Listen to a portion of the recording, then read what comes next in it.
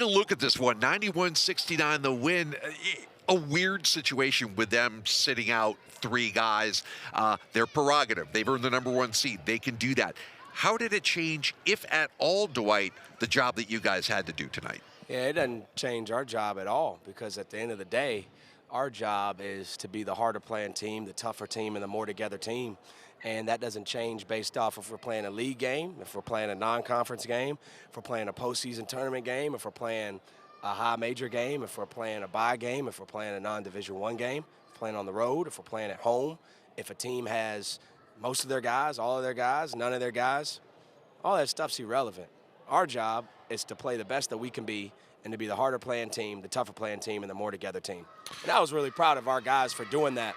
That was a very unique game. Yes. That was a very unique ending. Good adjective. But there's a lot of other adjectives I probably could have used.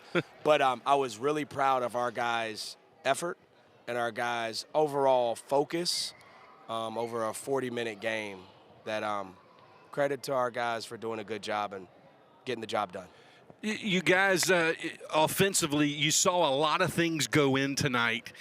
That can be a huge springboard for a team, just with a shot in the arm from a confidence standpoint, with 1 regular season game left and then the tournament. 100%. I thought our guys did a great job sharing the ball. I haven't seen how many assists we had.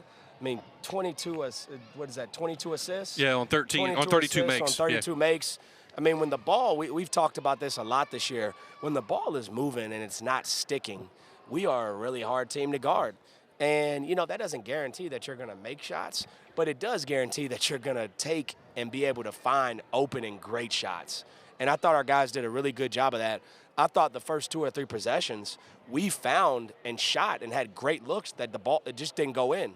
And, I thought, again, similar to Furman, I kind of thought it was great that we actually got down early on, because I think, it forced us to stay the course, trust the process, and not just come out and feel good right away.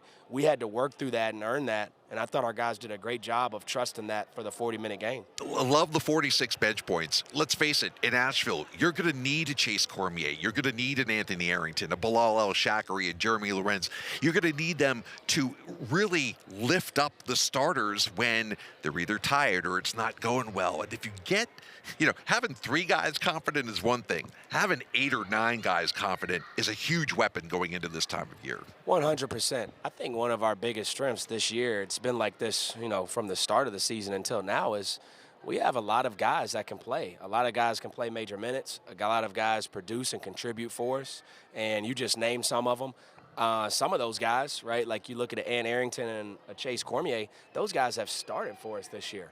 And we've talked about this a lot, whether the guys start or not, they're still going to be in positions to play heavy minutes. And like you just mentioned, in order to win 3 games in 3 days, you can't just rely on 1 or 2 guys. You have to have a group of guys that can contribute and come in and give you great minutes, not just offensively, but defensively as well.